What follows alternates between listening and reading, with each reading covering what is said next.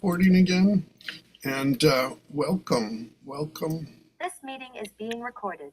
Welcome everyone. I'm Paul Sugarman, and this is the Instant Shakespeare Company, and I would like to wish a happy 4th of July to everyone on the 250th anniversary of the signing of the Declaration of Independence. And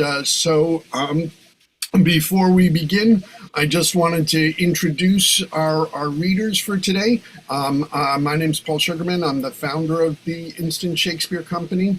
And also our readers will be, Sri. Yes. Hello, everyone. I'm Sri Hari. You can call me Sri for short.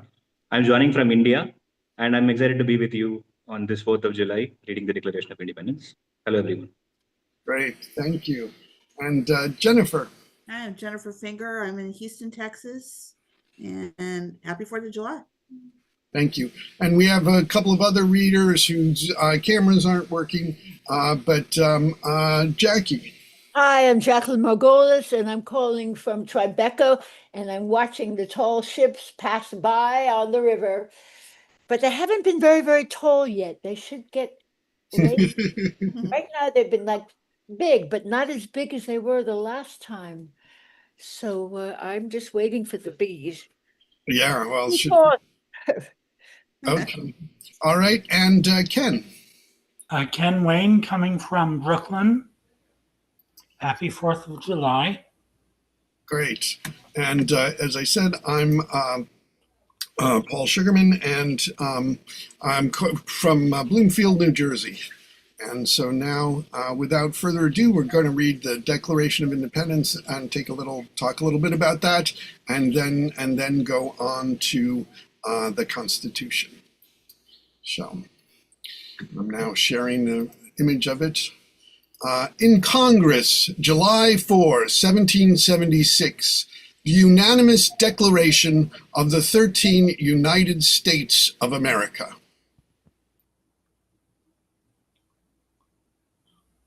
When in the course of human events, it becomes necessary for one people to dissolve the political bands which have connected them with another, and to assume among the powers of the earth the separate and equal station to which the laws of nature and of nature's God entitle them, a decent respect to the opinions of mankind requires that they should declare the causes which impel them to the separation. We hold these truths to be self-evident, that all men are created equal, that they are endowed by their Creator with certain unalienable rights, that among these are life, liberty, and the pursuit of happiness, that to secure these rights, governments are instituted among men, deriving their just powers from the consent of the governed, that whenever any form of government becomes destructive of these ends, it is the right of the people to alter or to abolish it, and to institute new government, laying its foundation on such principles and organizing its powers in such form as to them shall seem most likely to effect their safety and happiness.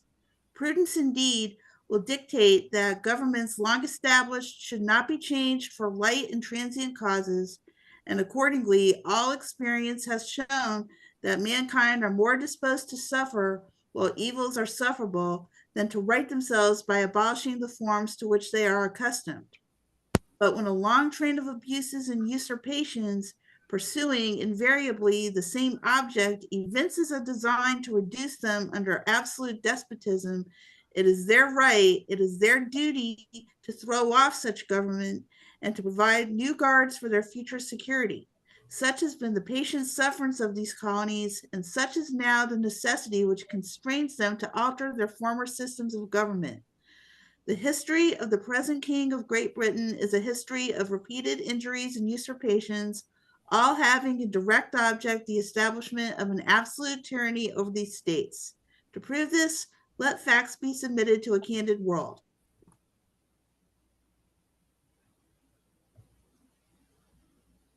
Jackie. Oh, I thought that was Ken. He has refused his asset to laws, the most wholesome and necessary for the public good. Should I continue for a while? Or you just go, all right, so you go to one. No, let's just continue alternating. Go ahead, Ken. Okay. He has forbidden, is that Yes. the next one? Yep, that's right. He has forbidden his governors to pass laws of immediate and pressing importance unless suspended in their operation till his assent should be obtained. It's difficult for me to read this. I have to squint a bit. And when so suspended, he has utterly neglected to attend to them. He has refused to pass other laws for the accommodation of large districts of people unless those people would relinquish the right of representation in the legislature, a right inestimable to them and formidable to tyrants only. He has called together legislative bodies at places unusual, uncomfortable, and distant from the depository of their public records, for the sole purpose of fatiguing them into compliance with his measures. He has dissolved representative houses repeatedly for opposing with manly firmness his invasions on the rights of the people. He has refused for a long time, after such dissolutions, to cause others to be elected, whereby the legislative powers, incapable of annihilation, have returned to the people at large for their exercise, the state remaining in the meantime exposed to all the dangers of invasion from without and convulsions within. He has endeavored to prevent the population of these states for that purpose, obstructing the laws for naturalization of foreigners, refusing to pass others to encourage their migrations hither, and raising the conditions of new appropriations of lands. He has obstructed the administration of justice by refusing his assent to laws for establishing judiciary powers. He has made judges dependent on his will alone for the tenure of their offices and the amount and payment of their salaries. He has erected a multitude of new offices and sent hither swarms of officers to harass our people and eat out their substance. He has kept among us in times of peace standing armies without the consent of our legislatures. He has affected to render the military independent of and superior to the civil power.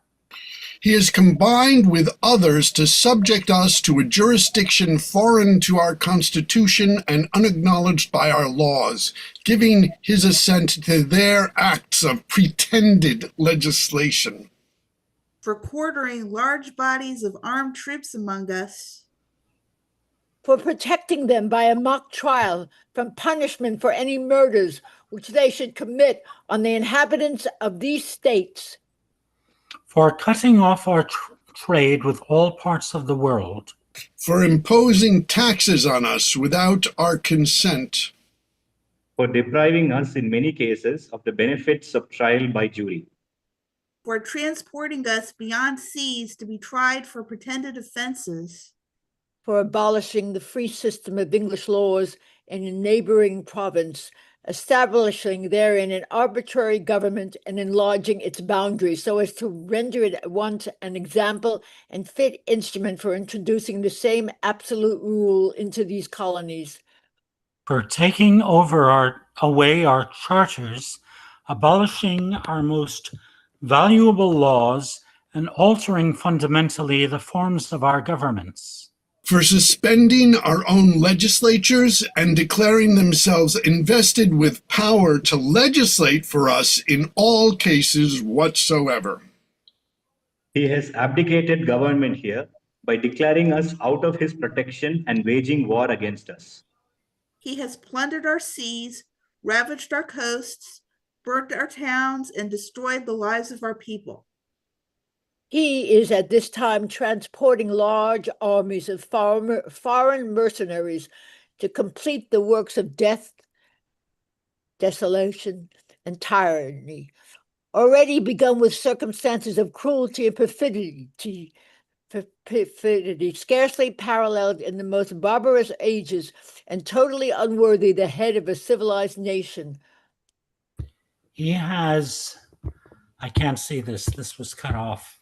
He has constrained our fellow citizens taken captive on the high seas to bear arms against their country, to become the executioners of their friends and brethren, or to fall themselves by their hands.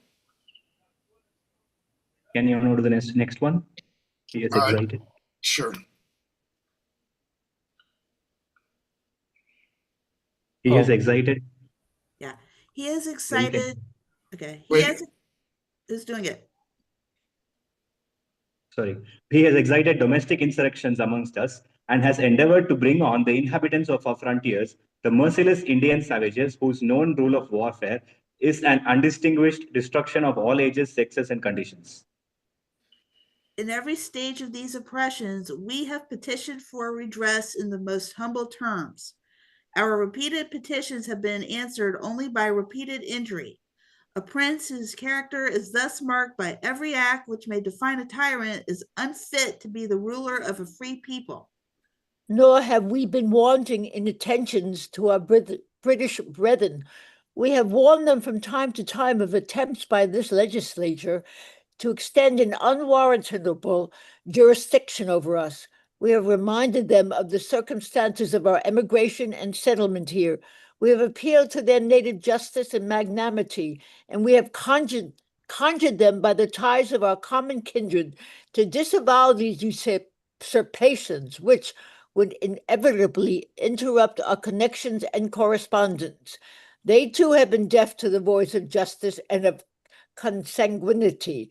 We must therefore acquiesce in the necessity which denounces our separation and hold them as we hold the rest of mankind, enemies in war, in peace, friends.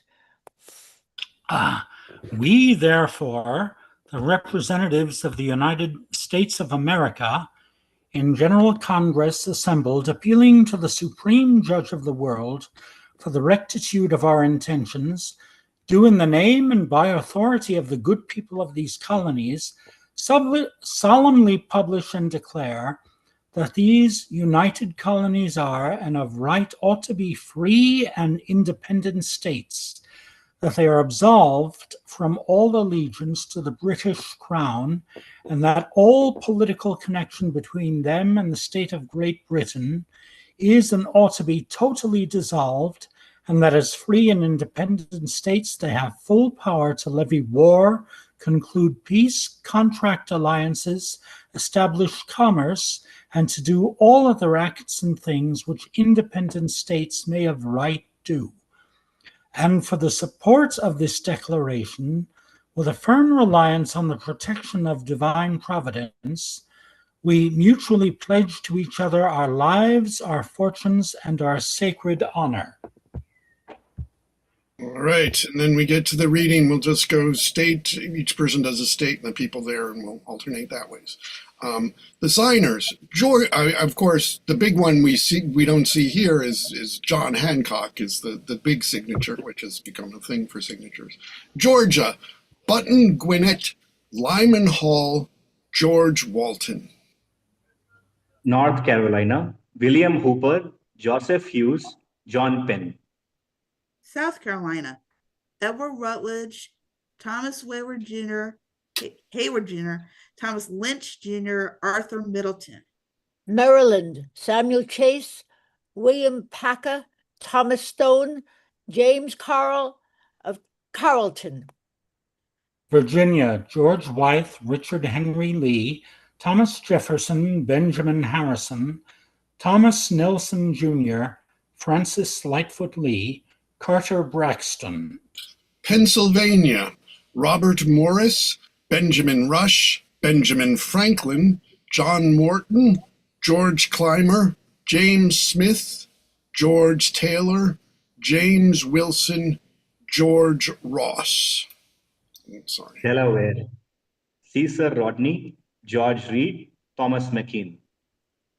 New York, William Floyd, Philip Livingston, Francis Lewis, Lewis Morris. New Jersey, Richard Stockton, John Witherspoon, Francis Hopkinson, John Hart, Abraham Clark.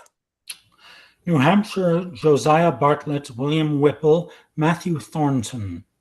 Massachusetts, John Hancock, Samuel Adams, John Adams, Robert Treat Payne, Elbridge Gerry. Rhode Island, Stephen Hopkins, William Ellery. Connecticut, Roger Sherman, Samuel Huntington, William Williams, Oliver Wolcott. The Declaration of Independence. Yes, great. Thank you. Thank you all so much. Sri, I'm very sorry about having you end up reading the worst paragraph in the whole declaration. I understand. the most racist thing. I mean, it's like, sorry. We're all past that now. I hope it's fine. Yeah, I hope so. I mean, but thank you. I mean, it is interesting that, I mean, so much of the declaration is really about speaking out against, I mean, they had to say why we're doing it, and it's because he's a tyrant, and we've got to stand up to tyrants. And I think it's somewhat ironic on our 250th that, I mean, You have to do it all over again. yeah, basically that our president is the tyrant at this point, you know, and so. But it is, I mean, it is, these things I think are worth reading because we need to sort of remember these original documents, and it expresses these ideals of life, liberty, and the pursuit of happiness, even though they're goals for our country, which we haven't reached yet. You know, we still have these goals, even though some people may have abandoned them, but I think that we still have these goals and we're still working towards them, and that's hopeful. So, all righty. So now, are we ready to go onward to the Constitution? Sure. Yes. Yeah, are you going to put it up? Yes. Let me just get it shared, and we will get to the U.S. Constitution, and we'll basically do it the same way. Oh, that's much longer. Yeah, it is. It's going to be longer. Huh? Where is it now? Oh my gosh. I can't see what I'm We sharing. need to. Okay, did I think I, okay. Actually, I enjoyed reading that. That was fun. Yeah, Yeah. okay, now I'm just, why is this? First time I've ever, I read it aloud the other day to myself, but it's the first time I've ever read it in front of people. Yeah, no, it's good, and it's good to read, and that's one of the things that also with the Declaration of Independence, that's when after they'd signed it, they sent it out and people read it and listened to it. So I think that's why it's great to be read. Now, this is the Constitution was not really meant to be read aloud. It's longer, but well, I think we maybe do like bigger, well, I don't know. We don't have. Just keep alternating like we're doing? Yes, yeah. Okay, let me just see if I can zoom in just a little bit, if that will, how does that, we can see this? Okay. All right, so, I'll just read the first with the we the people and then the preamble, and then Sri, you can read Article 1, Section 1, and then we'll start switching Section 2 and Wait a so second, on. mine isn't rolling up. Maybe I better make it smaller to see if I can get it to roll. Whoop. It Oh, works. I can't. It won't roll up at all. Why is that? Let me. I don't know. Are you watching it through the? I'm trying to make it a little bigger on the screen. Yeah, but so now that it won't roll. Ken, It is won't this roll. readable Jackie? for you? Mine won't Yes, roll yes, at it all. is. Thank you. I can't get it. It won't Hey, roll. Jackie, Yeah. a better way to do it instead of trying to read it from there is if you can if you can get to Paul's email and download that copy, then open up let the me try, copy let me and try. minimize and read from there and just minimize. Let me see. Let me see if I can get down to The U.S. constitutional PDF, right? The Constitution, is that the one? Yes, Yeah, we're reading Okay. the Constitution next. Yep. yeah. If you download that, open it That up. one, I can do that one. That one just Okay. came up. Okay. All Okay. right. I'm All sorry. right. Okay. So yeah, I'm 1, Sri's 2, Jennifer's 3, Jackie's 4, Ken 5. Okay. We, the people of the United States, in order to form a more perfect union, establish justice, ensure domestic tranquility, provide for the common defense, promote the general welfare, and secure the blessings of liberty to ourselves and our posterity, do ordain and establish this Constitution for the United States of America. Article 1, Section 1. All legislative powers herein granted shall be vested in a Congress of the United States, which shall consist of a Senate and House of Representatives. Section 2. The House of Representatives shall be composed of members chosen every second year by the people of the several states, and the electors in each state shall have the qualifications requisite for electors of the most numerous branch of the state legislature.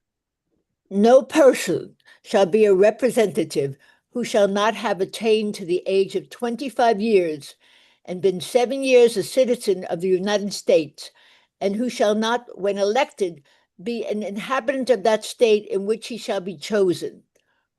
Representatives and direct taxes shall be apportioned among the several states which may be included within the Union according to their respective numbers, which shall be determined by adding to the whole number of 3 persons, including those bound to service for a term of years, and excluding Indians not taxed, 3/5 of all other persons. The actual enumeration shall be made within 3 years of the first meeting, after the first meeting of the Congress of the United States, and within every subsequent term of 10 years in such manner as they by law direct.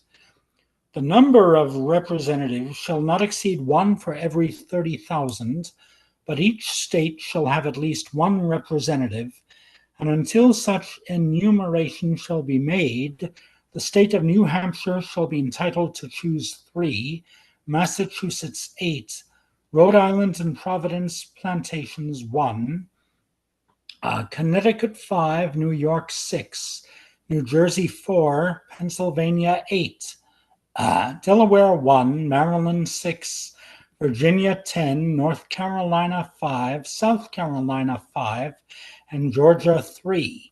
When vacancies happen in the representation from any state, the executive authority thereof shall issue writs of election to fill such vacancies. The House of Representatives shall choose their Speaker and other officers, and shall have the sole power of impeachment. Section 3. The Senate of the United States shall be composed of 2 senators from each state, chosen by the legislature thereof, for 6 years, and each senator shall have 1 vote. Immediately after they shall be assembled in consequence of the first election, they shall be divided as equally as may be into 3 classes. The seats of the senators of the first class shall be vacated at the expiration of the 2nd year, of the second class at the expiration of the 4th year, and of the third class at the expiration of the 6th year, so that 1/3 may be chosen every 2nd year. And if vacancies happen by resignation or otherwise during the recess of the legislature of any state, the executive thereof may make temporary appointments until the next meeting of the legislature, which shall then fill such vacancy. No person shall be a senator who shall not have attained to the age of 30 years and been 9 years a citizen of the United States, and who shall not, when elected, be an inhabitant of that state for which he shall be chosen. The Vice President of the United States shall be President of the Senate, but shall have no vote unless they be equally divided. The Senate shall choose their other officers, and also a President pro tempore in the absence of the Vice President, or when he shall exercise the office of President of the United States. The Senate shall have the sole power to try all impeachments. When sitting for that purpose, they shall be on an oath or affirmation. When the President of the United States is tried, the Chief Justice shall preside, and no person shall be convicted without the concurrence of 2/3 of the members present. Judgment in cases of impeachment shall not exceed further than to removal from office and disqualification to hold and enjoy any office of honor, trust, or profit under the United States. But the party convicted shall nevertheless be liable and subjected to indictment, trial, judgment, and punishment according to law. Section 4. The times, places, and manner of holding elections for senators and representatives shall be prescribed in each state by the legislature thereof, but the Congress may at any time by law make or alter such regulations, except as to the places of choosing senators. The Congress shall assemble at least once in every year, and such meeting shall be on the first Monday in December, unless they shall by law appoint a different day. Section 5. Each House shall be the judge of the elections, returns, and qualifications of its own members, and a majority of each shall constitute a quorum to do business. But a smaller number may adjourn from day to day, and may be authorized to compel the attendance of absent members in such manner and under such penalties as each House may provide. Each House may determine the rules of its proceedings, punish its members for disorderly behavior, and with the concurrence of 2/3, expel a member. Each House shall keep a journal of its proceedings and from time to time publish the same, except in such parts as may in their judgment require secrecy. And the yeas and nays of the members of either House on any question shall, at the desire of 1/5 of those present, be entered on the journal. Neither House during the session of Congress shall, without the consent of the other, adjourn for more than 3 days, nor to any other place than that in which the two Houses shall be sitting. Section 6. The senators and representatives shall receive a compensation for their services to be ascertained by law and paid out of the Treasury of the United States. They shall, in all cases, except treason, felony, and breach of the peace, be privileged from arrest during their attendance at the session of their respective houses, and in going to and returning from the same. And for any speech or debate in either house, they shall not be questioned in any other place. No senator or representative shall, during the time for which he was elected, be appointed to any civil office under the authority of the United States, which shall have been created or the emoluments thereof shall have been increased during such time. And no person holding any office under the United States shall be a member of either house during his continuance in office. Section 7. All bills for raising revenue shall originate in the House of Representatives, but the Senate may propose or concur with amendments as on other bills. Every bill which shall have passed the House of Representatives and the Senate shall, before it become a law, be presented to the President of the United States. If he approve, he shall sign it, but if not, he shall return it with his objections to that House in which it shall have originated, who shall enter the objections at large on their journal and proceed to reconsider it. If, after such reconsideration, 2/3 of the House shall agree to pass the bill, it shall be sent together with the objections to the other House, by which it shall likewise be reconsidered, and if approved by 2/3 of that House, it shall become a law. But in all such cases, the votes of both Houses shall be determined by yeas and nays, and the names of the persons voting for and against the bill shall be entered on the journal of each House respectively. If any bill shall not be returned by the President within 10 days, Sundays excepted, after it shall have been presented to him, the same shall be a law in like manner as if he had signed it, unless the Congress by their adjournment prevent its return, in which case it shall not be a law. Every order, resolution, or vote to which the concurrence of the Senate and House of Representatives may be necessary, except on a question of adjournment, shall be presented to the President of the United States, and before the same shall take effect, shall be approved by him, or being disapproved by him, shall be repassed by 2/3 of the Senate and House of Representatives, according to the rules and limitations prescribed in the case of a bill. The Congress, Section 8, the Congress shall have power to lay and collect taxes, duties, imposts, and exercises, to pay the debts and provide for the common defense and general welfare of the United States. But all duties, imposts, and excises shall be uniform throughout the United States, to borrow money on the credit of the United States, to regulate commerce with foreign nations and among the several states and with the Indian tribes, to establish a uniform rule of naturalization and uniform laws on the subject of bankruptcies throughout the United States, to coin money, regulate the value thereof and of foreign coin, and fix the standard of weights and measures, to provide for the punishment of counterfeiting the securities and current coin of the United States, to establish post office and post roads, to promote the progress of science and useful arts by securing for limited times to authors and inventors the exclusive right to their respective writings and discoveries, to constitute tribunals inferior to the Supreme Court, to define and punish piracies and felonies committed on the high seas and offenses against the laws of nation,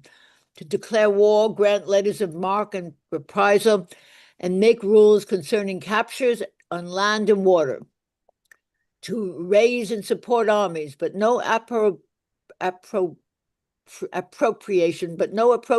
of money to that use shall be for a longer term than 2 years, to provide and maintain a navy, to make rules for the government and regulation of the land and naval forces, to provide for calling forth the militia to execute the laws of the Union, suppress insurrections and repel invasions, to provide for organizing armies and disciplining the militia, and for governing such part of them as may be employed in the service of the United States, reserving to the states respectively the appointment of the officers and the authority of training the militia according to the discipline prescribed by Congress, to exercise exclusive legislation in all cases whatsoever over such district not exceeding 10 miles square as made by session of particular states and the acceptance of Congress become the seat of the government of the United States, and to exercise like authority over all places purchased by the consent of the legislature of the state in which the same shall be,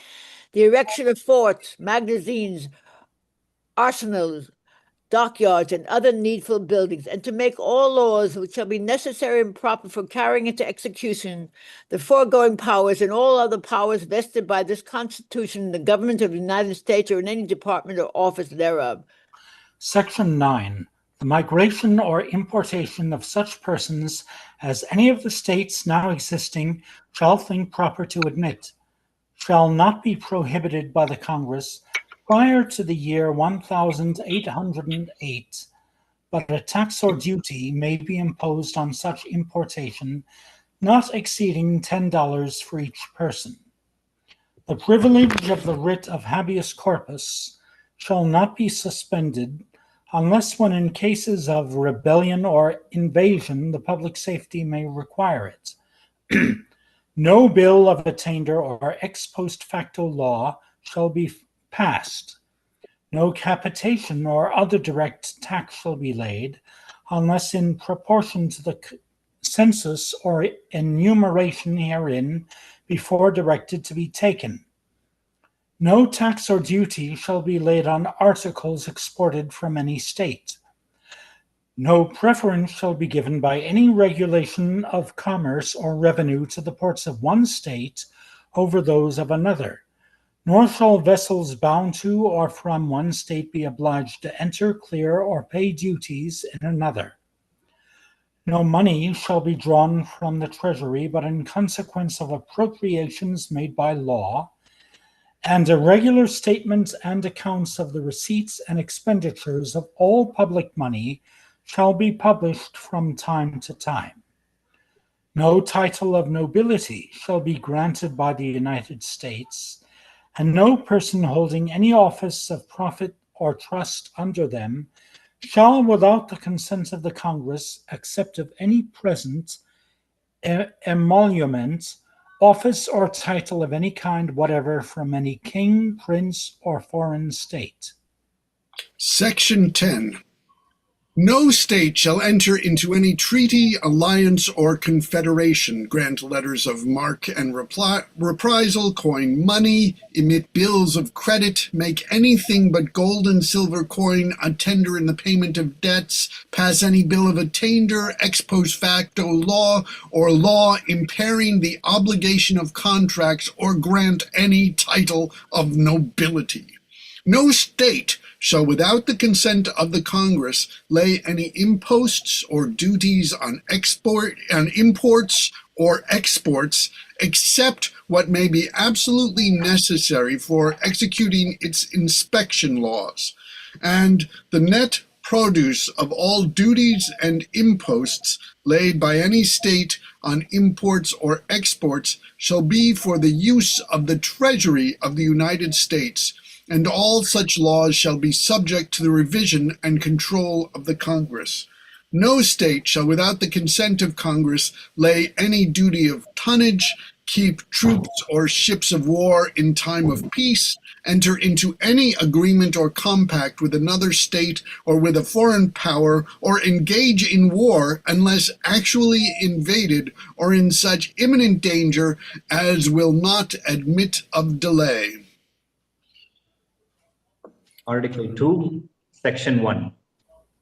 The executive power shall be vested in a President of the United States of America. He shall hold his office during the term of 4 years, and together with the Vice President, chosen for the same term, be elected as follows. Each state shall appoint in such manner as the legislature thereof may direct a number of electors equal to the whole number of senators and representatives to which the state may be entitled in the Congress. But no senator or representative or person holding an office of trust or profit under the United States shall be appointed an elector. The electors shall meet in their respective states and vote by ballot for 2 persons, of whom one at least shall not be an inhabitant of the same state with themselves. And they shall make a list of all the persons voted for, and of the number of votes for each, which list they shall sign and certify and transmit sealed to the seat of the government of the United States, directed to the President of the Senate. The President of the Senate shall, in the presence of the Senate and House of Representatives, open all the certificates, and the votes shall then be counted. The person having the greatest number of votes shall be the President. If such number be a majority of the whole number of electors appointed, and if there be more than one who have such majority and have an equal number of votes, then the House of Representatives shall immediately choose by ballot one of them for President.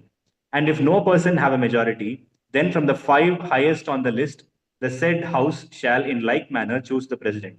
But in choosing the President, the votes shall be taken by states, the representation from each state having 1 vote.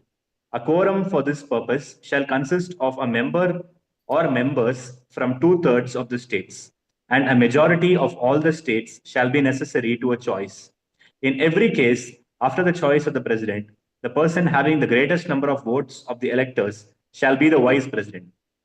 But if there should remain 2 or more who have equal votes, the Senate shall choose from them by ballot the Vice President.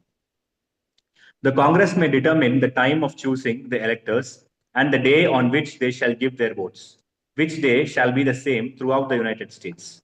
No person except a natural born citizen or a citizen of the United States at the time of the adoption of this Constitution shall be eligible to the office of President.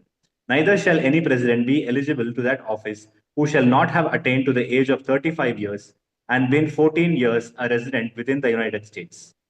In case of the removal of the president from office, or of his death, resignation, or inability to discharge the powers and duties of the said office, the same shall devolve on the vice president, and the Congress may by law provide for the case of removal, death, resignation, or inability, both of the president and vice president, declaring what office shall then act as president.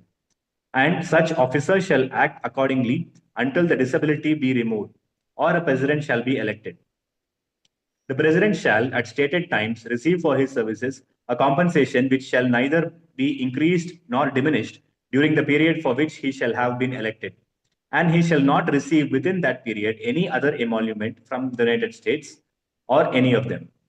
Before he enter on the execution of his office, he shall take the following oath or affirmation. I do solemnly swear or affirm that I will faithfully execute the office of President of the United States and will, to the best of my ability, preserve, protect, and defend the Constitution of the United States. Section 2. The President shall be Commander-in-Chief of the Army and Navy of the United States and of the militia of the several states when called into the actual service of the United States. He may require the opinion in writing of the principal officer in each of the executive departments upon any subject relating to the duties of their respective offices, and he shall have power to grant reprieves and pardons for offenses against the United States, except in cases of impeachment. He shall have power by and with the advice and consent of the Senate to make treaties, provided 2/3 of the senators present concur, and he shall nominate, and by and with the advice and consent of the Senate shall appoint ambassadors, other public ministers and consuls, judges of the Supreme Court, and all other officers of the United States. His appointments are not herein otherwise provided for, and which shall be established by law. But the Congress may by law vest the appointment of such inferior officers as they think proper in the President alone, in the courts of law, or in the heads of departments.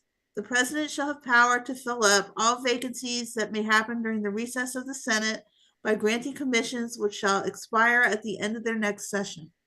Section 3. He shall from time to time give to the Congress information of the state of the Union and recommend to their consideration such measures as he shall judge necessary and expedient. He may, on extraordinary occasions, convene both houses or either of them, and in case of disagreement between them with respect to the time of adjournment, he may adjourn them to such time as he shall think proper. He shall receive ambassadors and other public ministers. He shall take care that the laws be faithfully executed, and shall commission all the officers of the United States. Section 4. The President, Vice President, and all civil officers of the United States shall be removed from office on impeachment for and conviction of treason, bribery, or other high crimes and misdemeanors. Article 3, Section 1. The judicial power of the United States shall be vested in one Supreme Court, and such inferior courts as the Congress may from time to time ordain and establish. The judges, both of the Supreme and inferior courts, shall hold their offices during good behavior, and shall at stated times receive for their services a compensation which shall not be diminished during their continuance in office. Section 2.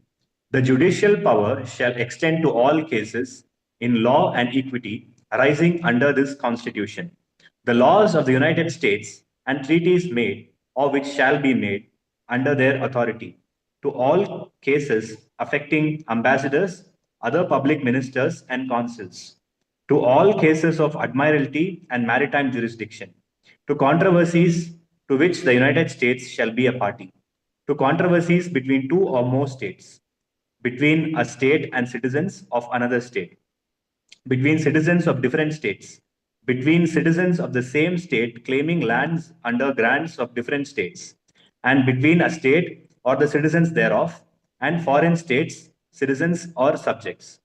In all cases affecting ambassadors, other public ministers and consuls, and those in which a state shall be party, the Supreme Court shall have original jurisdiction. In all the other cases before mentioned, the Supreme Court shall have appellate jurisdiction, both as to law and fact, with such exceptions and under such regulations as the Congress shall make. The trial of all crimes, except in cases of impeachment, shall be by jury, and such trial shall be held in the state where the said crimes shall have been committed. but when not committed within any state, the trial shall be at such place or places as the Congress may by law have directed. Section 3. Treason against the United States shall consist only in levying war against them or in adhering to their enemies, giving them aid and comfort. No person shall be convicted of treason unless on the testimony of 2 witnesses to the same overt act or on confession in open court. The Congress shall have power to declare the punishment of treason, but no attainder of treason shall work corruption of blood or forfeiture except during the life of the person attainted. The President, Section 4, the President, Vice President, and all civil officers of the United States shall be removed from office on impeachment for and conviction of treason, bribery, or other high crimes and misdemeanors. Okay, actually, that was the end of Article 2. We're at to Article 4 now. Article 4, you want to read that? Article 4, Section 1? Me? Yeah. Oh, okay. Section 1, Article 4. Full faith and credit shall be given in each state to the public acts, records, and judicial proceedings of every other state, and the Congress may by general laws prescribe the manner in which such acts, records, and proceedings shall be proved, and the effect thereof. Shall I continue? Do the whole thing? No, go ahead. Ken, Section 2.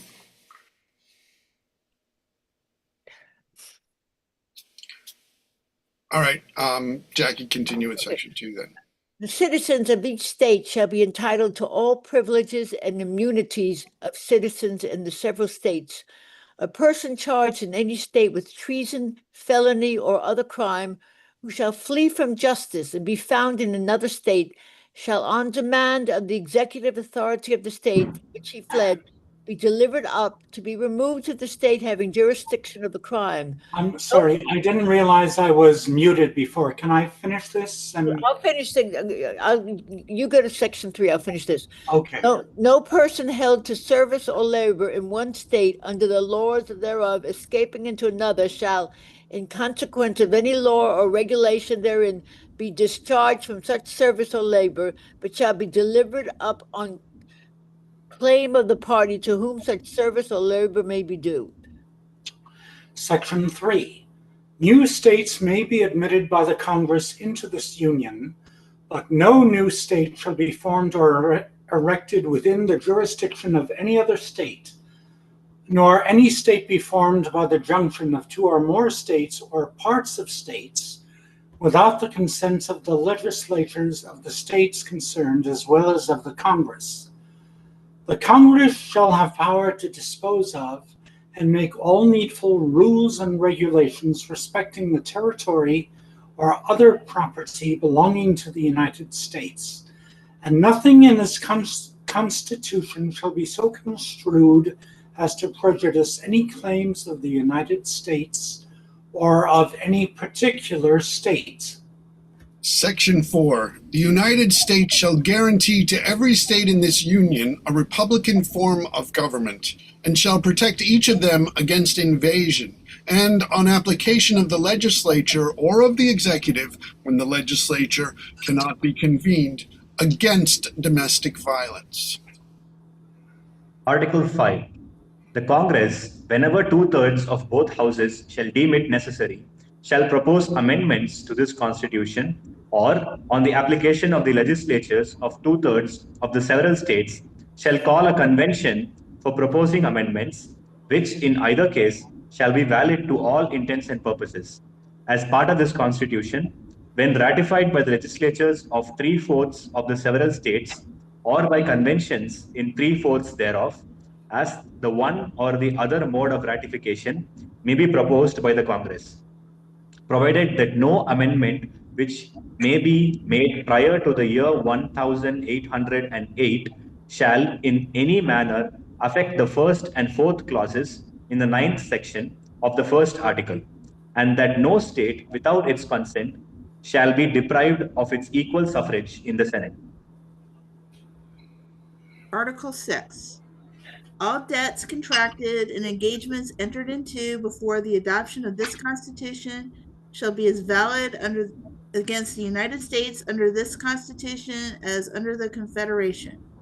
This Constitution and the laws of the United States which shall be made in pursuance thereof, and all treaties made or which shall be made shall be under the United authority of the United States shall be the supreme law of the land, and the judges in every state shall be bound thereby, anything in the Constitution or laws of any state to the contrary notwithstanding. The senators and representatives before mentioned, and the members of the several state legislatures, and all executive and judicial officers, both of the United States and of the several states, shall be bound by oath or affirmation to support this Constitution, but no religious test shall ever be required as a qualification to any office or public trust under the United States. Article 7. The ratification of the conventions of 9 states shall be sufficient for the establishment of this Constitution between the states, so ratifying the same. Done in convention by the unanimous consent of the states present, the 17th day of September in the year of our Lord 1787, and of the independence of the United States of America, the 12th in witness whereof we have hereto subscribed our names. Go, Washington. President and Deputy from Virginia. New Hampshire, John Langdon. Nicholas Gilman, Massachusetts. Nathaniel Gorham, Rufus King, Connecticut. William Samuel Johnson, Roger Sherman, New York. Alexander Hamilton, New Jersey. William Livingston, David Beardley, William Patterson, Jonah Dayton, Pennsylvania. Ben Franklin, Thomas Mifflin, Robert Morris, George Claimer, Thomas Fitzsimmons, J.R. Ingersoll, James Wilson, and Governor Morris. Delaware, George Reed, Cunningham Belford June, John Dickinson, Richard Bissett, Jacko Broom, Maryland, James McHenry, Dan St. Thomas, Jennifer, Daniel Carroll, Virginia, John Blair, James Madison Jr., North Carolina, William Blount, Richard Dobbs Bright, Hugh Williamson, South Carolina, John Rutledge, Charles Colesworth Pinkley, Charles Pinkley, Pierce Butler, Georgia, William Few, Abraham Baldwin. Attest William Jackson, Secretary.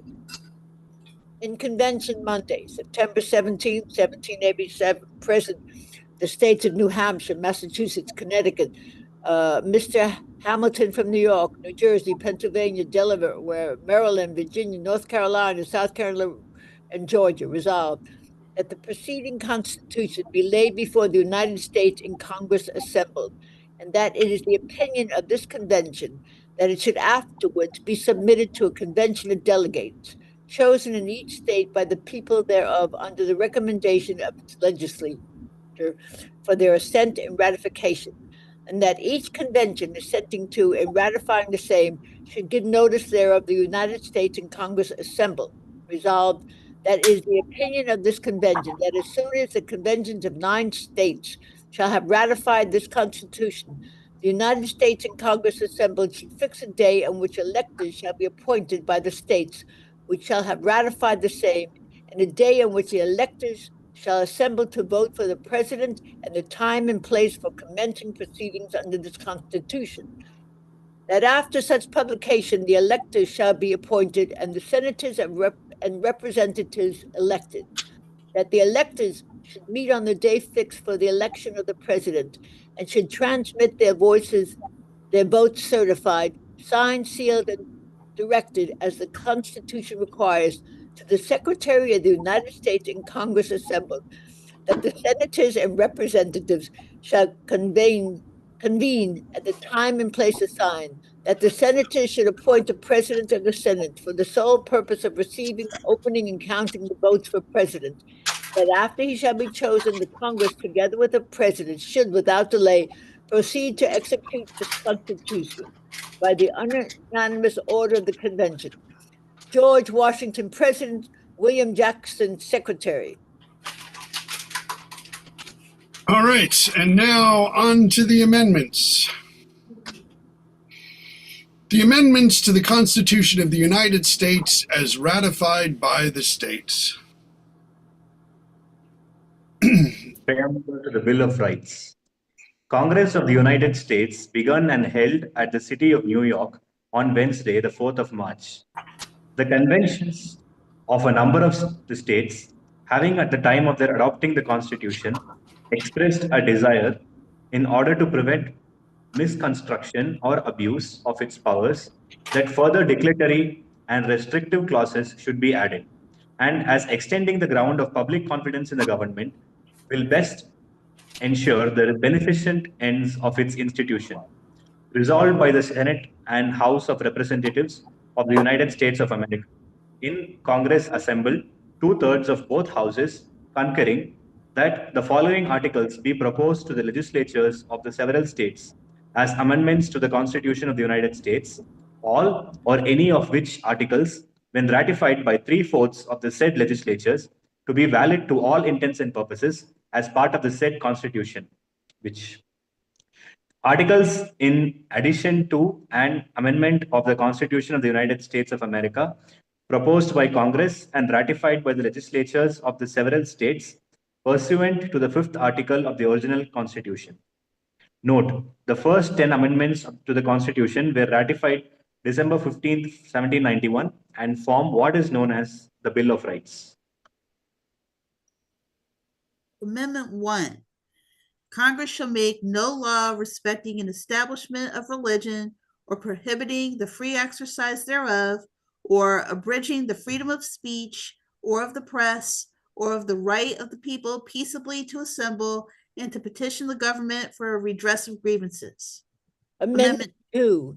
A well-regulated militia being necessary to the security of a free state. The right of the people to keep and bear arms shall not be infringed. Amendment 3. No soldier shall in time of peace be quartered in any house without the consent of the owner, nor in time of war, but in a manner to be prescribed by law. Amendment 4. The right of the people to be secure in their persons, houses, papers, and effects against unreasonable searches and seizures shall not be violated, and no warrants shall issue but upon probable cause, supported by oath or affirmation, and particularly describing the place to be searched and the persons or things to be seized. Amendment 5. No person shall be held to answer for a capital or otherwise infamous crime unless on a presentment or indictment of a grand jury, except in cases arising in the land or naval forces or in the militia, when in actual service in time of war or public danger, nor shall any person be subject for the same offense to be twice put in jeopardy of life or limb, nor shall be compelled in any criminal case to be a witness against himself, nor be deprived of life, liberty, or property without due process of law, nor shall private property be taken for public use without just compensation. Amendment 6. In all criminal prosecutions, the accused shall enjoy the right to a speedy and public trial by an impartial jury of the state and district wherein the crime shall have been committed, which district shall have been previously ascertained by law, and to be informed of the nature and cause of the accusation, to be confronted with the witnesses against him, to have compulsory process for obtaining witnesses in his favor, and to have the assistance of counsel for his defense. Amendment 7. In suits at common law where the value in controversy shall exceed $20, the right of trial by jury shall be preserved, and no fact tried by jury shall be otherwise re-examined in any court of the United States than according to the rules of the common law. Amendment 8. Excessive bail shall not be required, nor excessive fines imposed, nor cruel and unusual punishments inflicted. Amendment 9. The enumeration in the Constitution of certain rights shall not be construed to deny or disparage others retained by the people. Amendment 10. The powers not delegated to the United States by the Constitution, nor prohibited by it to the states, are reserved to the states respectively or to the people. Amendments 11 through 27. Amendment 11, passed by Congress March 4th, 1794, ratified February 7th, 1795. No, a portion of Article 3, Section 2 of the Constitution was modified by the 11th Amendment.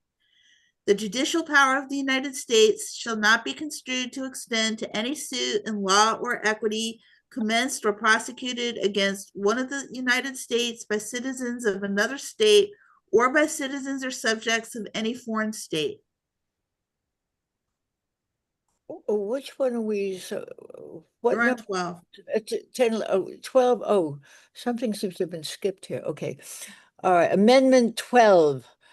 The electors passed by Congress December 9th, 1803, ratified June 15, 1804.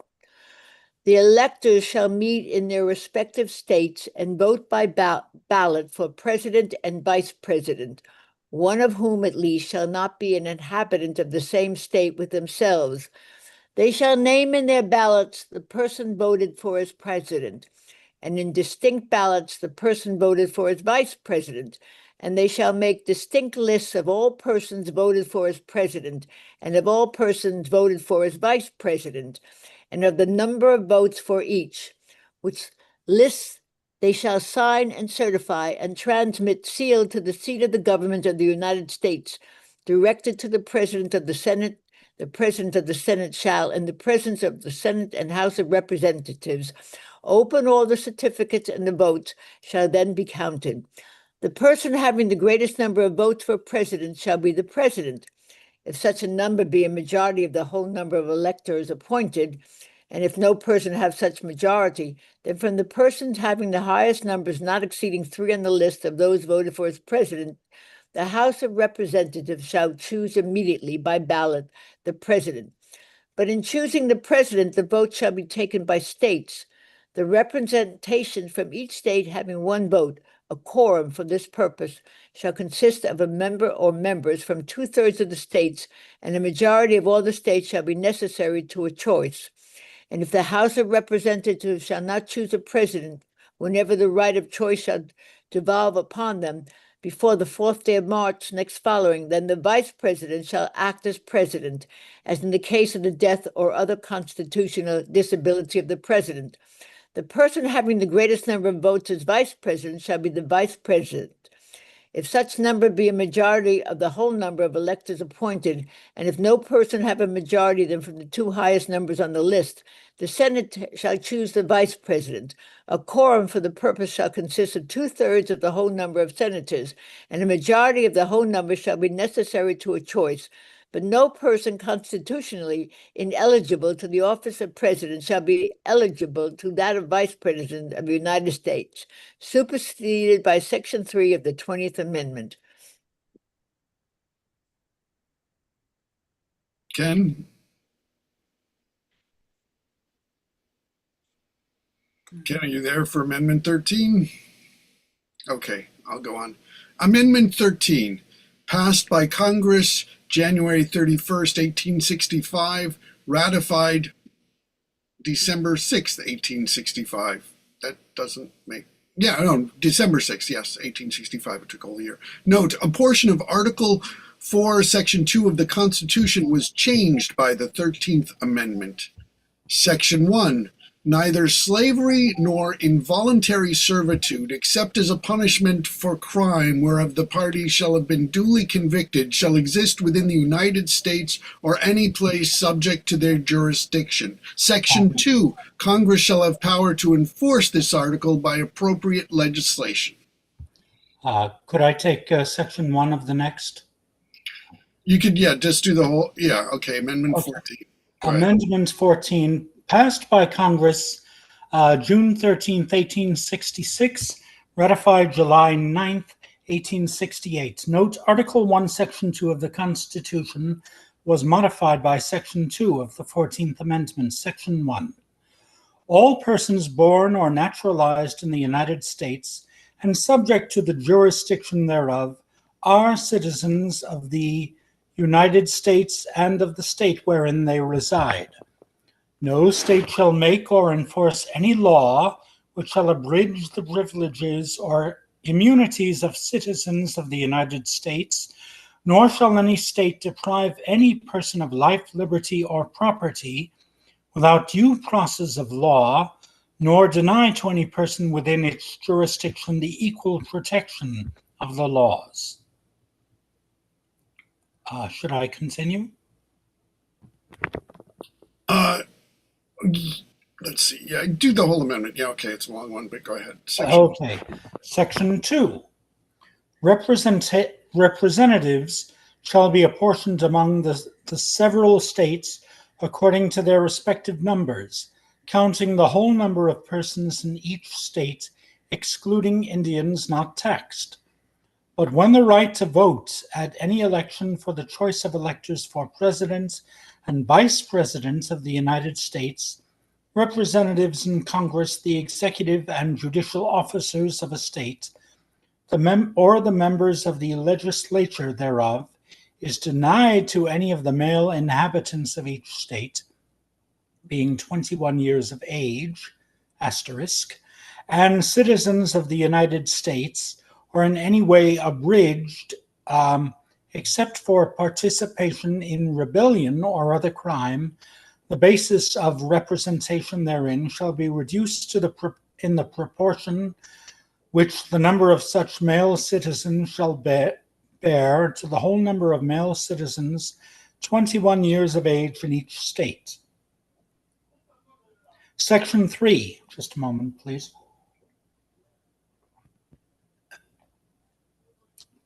The validity of the public debt of the United States authorized by law. Wait. No, that's section 3. Go back section 3. I just didn't move. Sorry. No person shall be a senator or representative in Congress or elector of president and vice president or hold any office, civil or military, under the United States or under any state, who having previously taken an oath as a member of Congress or as an officer of the United States or as a member of any state legislature or as an executive or judicial officer of any state to support the Constitution of the United States shall have engaged in insurrection or rebellion against the same, or given aid or comfort to the enemies thereof. But Congress may, by a vote of 2/3 of each house, remove such disability. Section 4. The validity of the public debts of the United States authorized by law, including debts incurred for payments of pensions and bounties for services in suppressing insurrection or rebellion, shall not be questioned. But neither the United States nor any state shall assume or pay any debt or obligation incurred in aid of insurrection or rebellion against the United States, or any claim for the loss of emancipation of any slave, but all such debts, obligations, and claims shall be held illegal and void. Section 5. The Congress shall have the power to enforce, by appropriate legislation, the provisions of this article. Okay, and Amendment 15. Sri, why don't we go to you for that? Amendment 50, passed by Congress February 26, 1869, ratified February 3, 1870. Section 1. The right of citizens of the United States to vote shall not be denied or abridged by the United States or by any state on account of race, color, or previous condition of servitude. Section 2. The Congress shall have the power to enforce this article by appropriate legislation.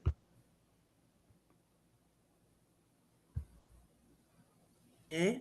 Amendment 16, passed by Congress July 2nd, 1909, ratified February 3rd, 1913. Note, Article 1, Section 9 of the Constitution was modified by the 16th Amendment. The Congress shall have power to lay and collect taxes on incomes from whatever source derived without apportionment among the several states and without any consensus or enumeration.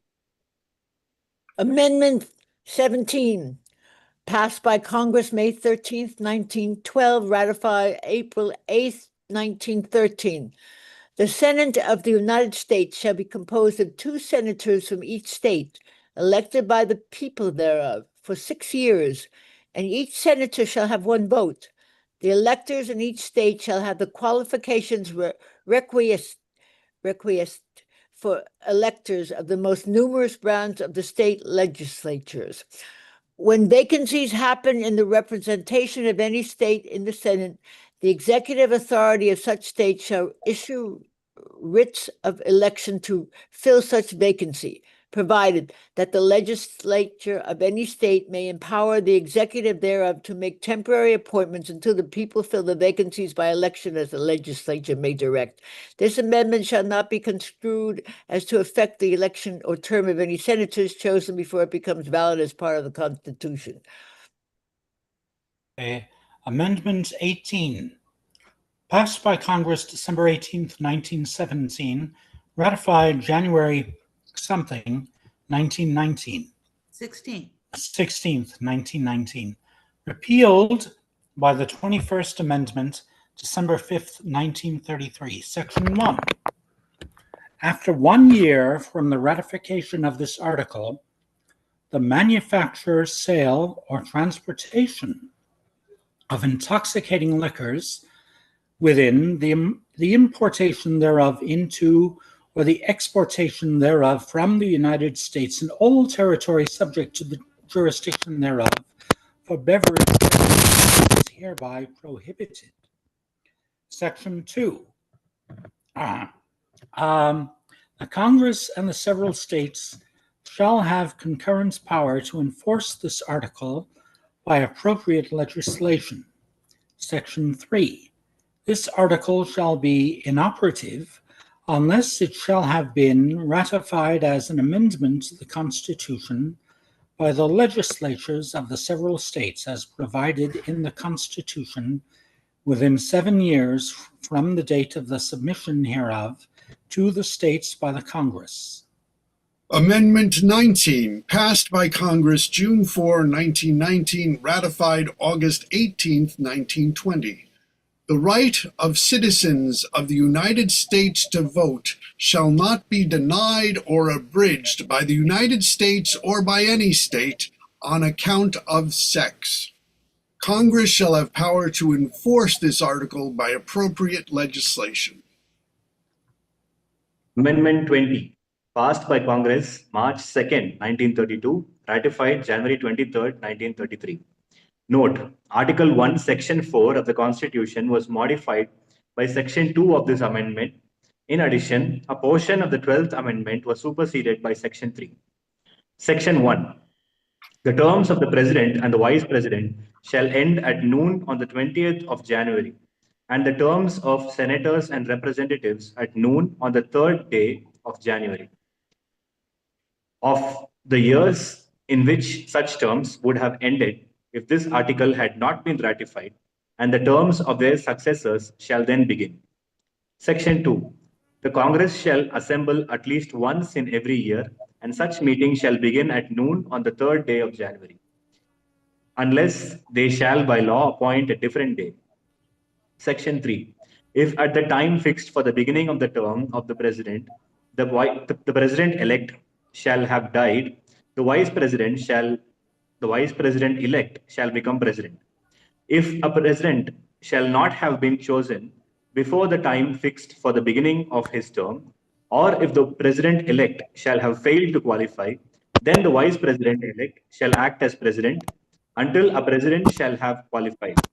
And Congress may by law provide for the case wherein neither a President-elect nor a Vice President shall have qualified, declaring who shall then act as President, or the manner in which one who is to act shall be selected, and such person shall act accordingly until a President or Vice President shall have qualified. Section 4. The Congress may by law provide for the case of the death of any of the persons from whom the House of Representatives may choose a president whenever the right of choice shall have devolved upon them, and for the case of the death of any of the persons from whom the Senate may choose a vice president whenever the right of choice shall have devolved upon them. Section 5. Sections 1 and 2 shall take effect on 15th day of October following the ratification of this article. Section 6. This article shall be inoperative unless it shall have been ratified as an amendment to the Constitution by the legislatures of 3/4 of the several states within 7 years from the date of its submission. Article 21, passed by Congress February 20th, 1933, ratified December 5th, 1933. Section 1. The 18th Article of Amendment to the Constitution of the United States is hereby repealed. Section 2. The transportation or importation into any state, territory, or possession of the United States for delivery or use therein of intoxicating liquors in violation of the laws thereof is hereby prohibited. Section 3. This article shall be inoperative unless it shall have been ratified as an amendment to the Constitution by conventions in the several states as provided in the Constitution within 7 years from the date of the submission hereof to the states by the Congress. Amendment 22, passed by Congress March 21st, 1947, ratified February 27th, 1951. Section 1. No person shall be elected to the office of the president more than twice, and no person who has held the office of president or acted as president for more than 2 years of a term to which some other person was elected president shall be elected to the office of president more than once. But this article shall not apply to any person holding the office of president when this article was proposed by Congress, and shall not prevent any person who may be holding the office of president or acting as president during the term wherein which this article became operative from holding the office of president or acting as president during the remainder of such term. Section 2. This article shall be inoperative unless it shall have been ratified as an amendment to the Constitution by the legislatures of 3/4 of the several states within 7 years from the date of its submission to the states of the Congress. And I have to leave. I'm sorry. Okay, thank you, Jackie. You're And Thank you. Thank you. It Bye, was fun. Jackie. Bye. I have a lunch in 4th of the. I've been invited to a lunch. I Bye. understand. Joy, have a good one. Okay, Amendment 23, passed by Congress June 16th, 1960, ratified March 29th, 1961. Section 1. The district constituting the seat of government of the United States shall appoint in such manner as Congress may direct a number of electors of president and vice president equal to the whole number of senators and representatives in Congress to which the district would be entitled if it were a state, but in no event more than the least populous state. They shall be in addition to those appointed by the states, but they shall be considered for the purposes of the election of president and vice president to be electors appointed by a state.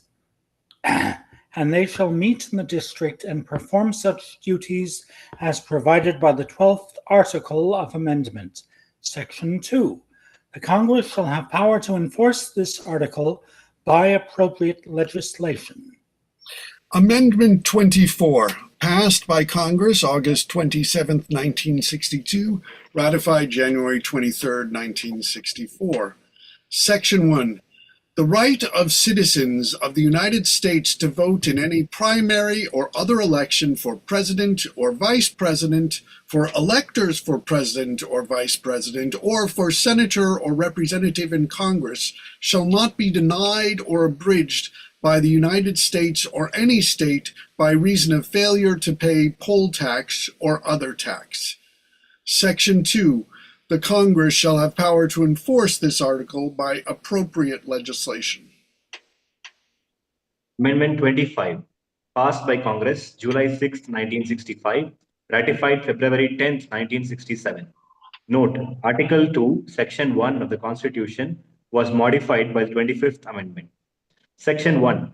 In case of the removal of the President from office or of his death or resignation, the Vice President shall become President. Section 2. Whenever there is a vacancy in the office of the Vice President, the President shall nominate a Vice President who shall take office upon confirmation by a majority vote of both houses of Congress. Section 3. Whenever the President transmits to the President pro tempore of the Senate and the Speaker of the House of Representatives his written declaration that he is unable to discharge the powers and duties of his office, and until he transmits to them a written declaration to the contrary, such powers and duties shall be discharged by the Vice President as acting President. Section 4.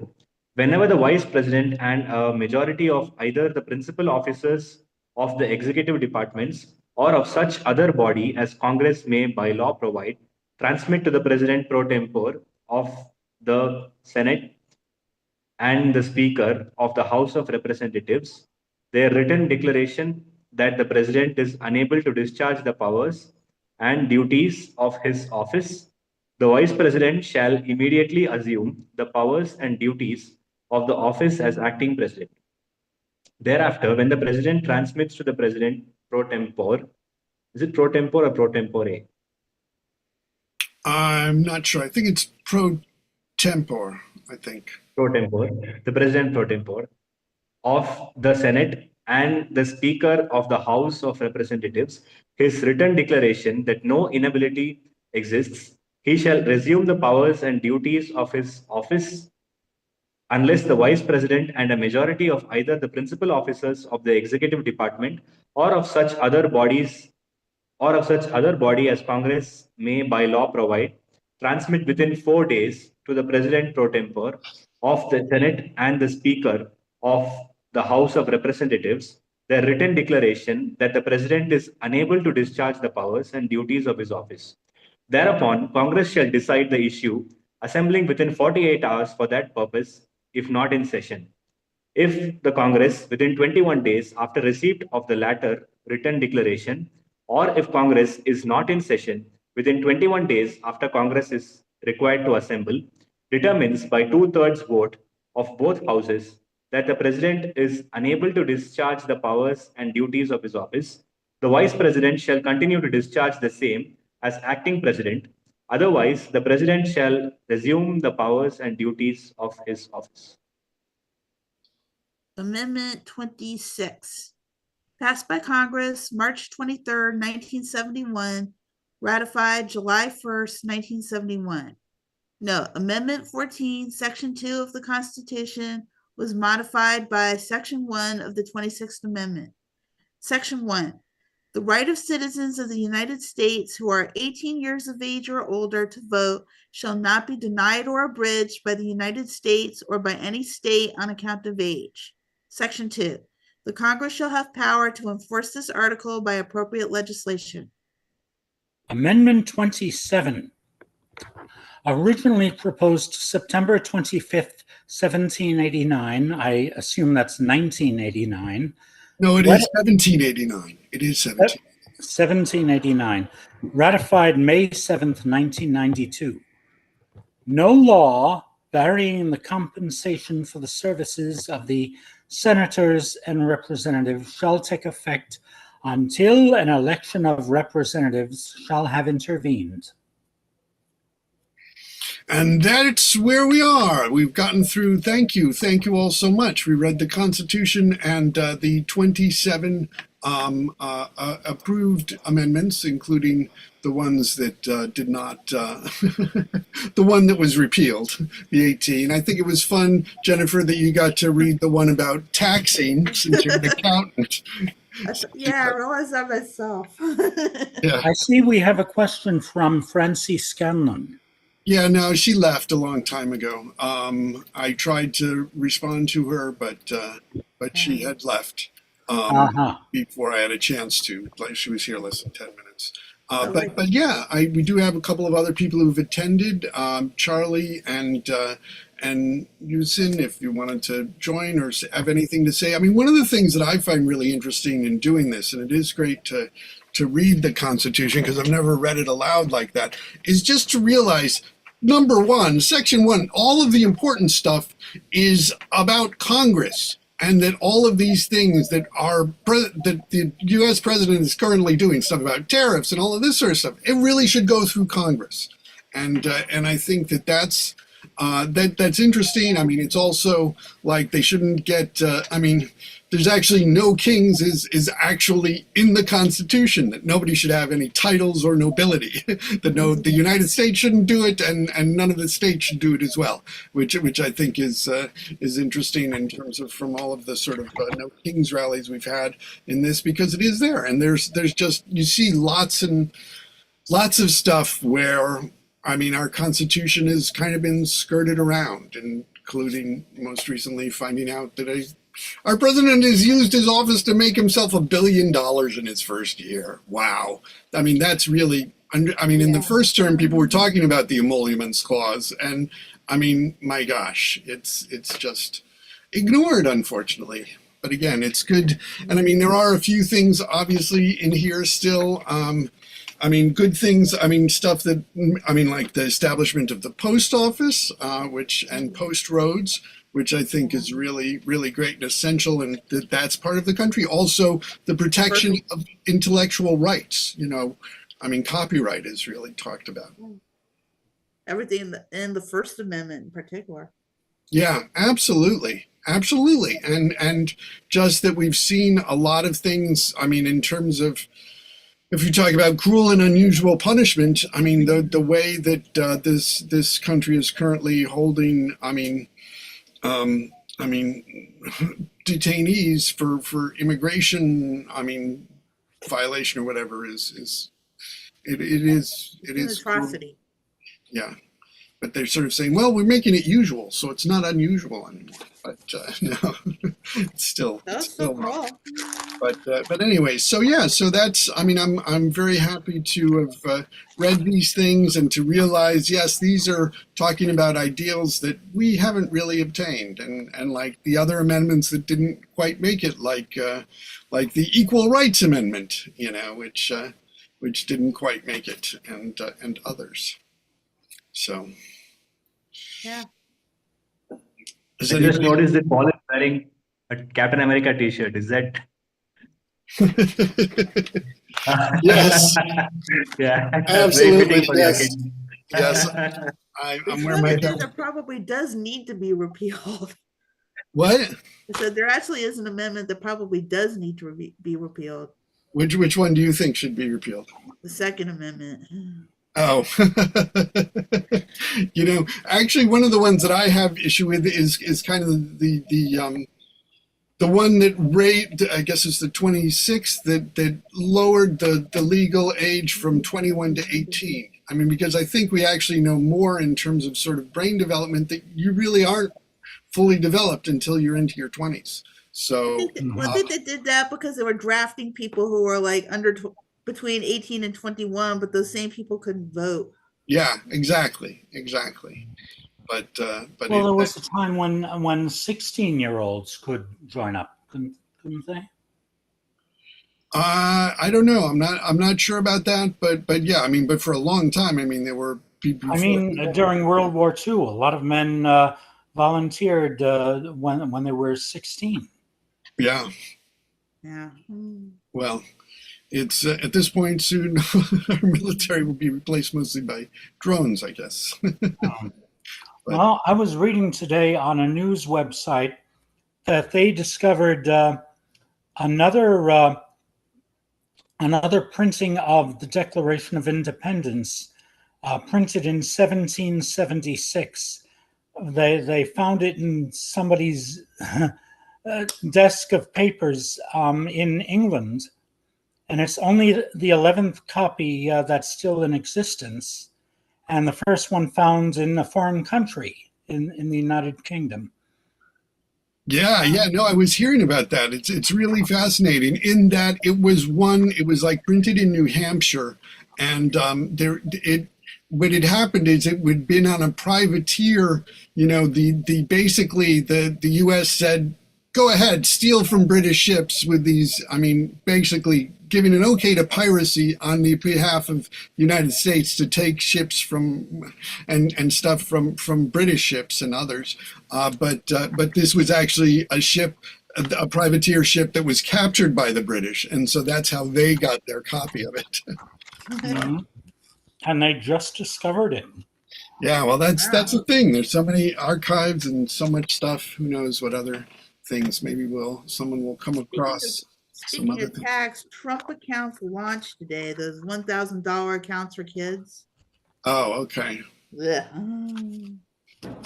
We have to pay for it. Yeah. Well, there's so much that it's like Yeah. that he's just sort of doing, and I mean, you sort of see in the Constitution. I mean, like it really doesn't talk about the army because they just sort of didn't assume there would be a full standing army. It would be militias, which is why you needed the Second Amendment back then. But Yeah. it's It's like been warped. The way it's been interpreted is like not what the founders intended.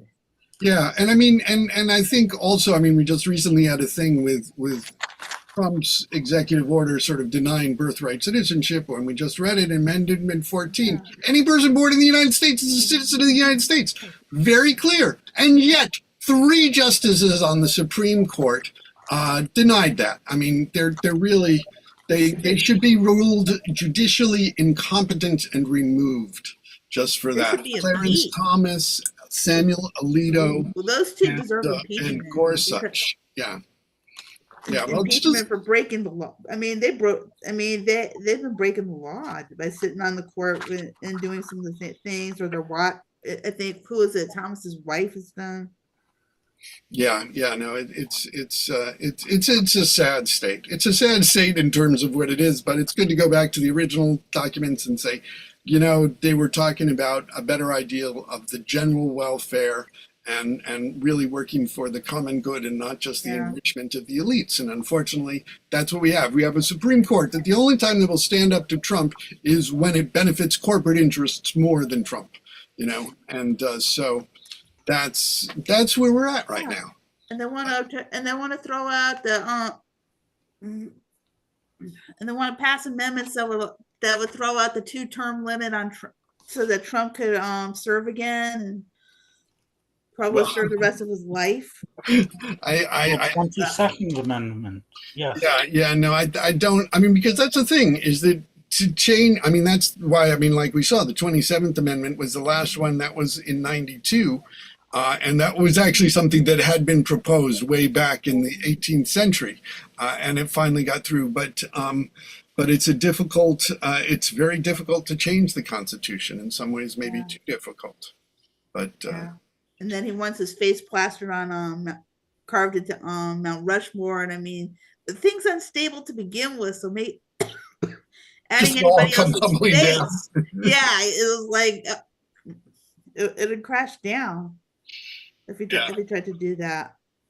And it's like that's his biggest priority, getting carved into Mount Rushmore, or getting his face on a currency, or what the. If anything, they should pass an amendment that says no property or currency of the United States can carry the name or likeness of Donald Trump or any member of his family. Well, it shouldn't be. I mean, like for coins and for stamps, it shouldn't be living people. That's living, yeah, or sitting president. Well, or, I mean, I don't think it's for anybody who's alive should be on it. Well, true, but I mean, at the very least, they need to make it clear that the sitting president can't do it. Yeah, I know, because that's very much like what England. I mean, because English, the coins and the stamps changed from all being Queen Elizabeth to King Charles now, you know. So yeah, but that's not what this country does. So, any other thoughts, things people want to share about their thoughts on listening to this and. Yeah, it's nice to hear it being read out loud, and I'm reminded of this movie called National Treasure. It had Nicolas Cage in it, and it has one of those scenes where they go to this museum and they like steal the Declaration of Independence. I believe the plot had some scene like that, and then he says he reads that, and then he says people don't talk that way anymore. And that's true. People don't talk that way anymore. So I guess it's good to appreciate the language in which it was written. Mhm. I like reading the Sixth Amendment because my mom was a lawyer. She didn't practice criminal law, but those are about your criminal rights if you're charged with a criminal crime offense. Yeah, no, and there's a lot of stuff. I mean, it's really that the whole purpose of it was to give people more rights. And most of the time, I mean, like what we've had through history has been the expansion of rights, and it's only under the Roberts courts with like the Dobbs decision and other things where we're getting diminution of rights, which is not right. Because of yeah, I know it's scary here in Texas where they just passed that blue bonnet curriculum where they're trying to force everybody to read Christian versions of the Bible. It's like, I think if my parents were alive and I was a school kid, they'd pull me out of school and send me to a private Jewish school. Yeah, really. Well, and I mean, even in the Constitution, there's a thing: no religious test shall be required Exactly. for anybody to take office. You know, that's really the separation of church and state protects both things, both the church and the state, and I think those are principles that we need to keep in mind. Well, I'm going to say so long and have a very happy 4th of July. Happy and safe. You too. Too. Thank you. Yes, I think I will end it here. Thank you all so much for See you guys next participating. weekend. Especially, yeah, you're coming to New York, so Yep. see you there. And thank you especially, Sri, for joining Thank in. you, everyone. Thank you. What time Have is a happy it where 4th of you- July, everyone. It's What time 12 is it a.m. where right now. It's almost 12:15 a.m. I'm nodding off almost. Wow. Oh, Okay. Being hard and keeping awake, Wow. but yeah. Okay. Thanks. It was Good fun. It was a lot of fun.